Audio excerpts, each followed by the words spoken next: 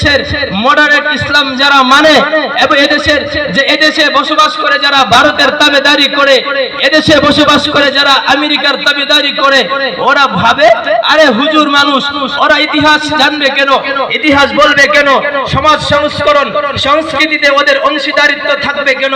শুনো, এদের এই কথার অর্থ কি জানো? এদের এই কথার অর্থ হচ্ছে এদেশে হুজুররা থাকবে না, মানে এদেশে ইসলাম থাকবে না, এদেশে ইসলামের কোনো তাহজিব তামাদ্দুন থাকবে না। আমরা পরিষ্কার বলছি, শোনো, এই দেশ স্বাধীনতা লাভ করেছিল ইসলামের উপর ভিত্তি করে। যারা স্বাধীনতা সংগ্রামে জীবন দিয়েছিল তারা ছিল অধিকাংশই মুসলমান।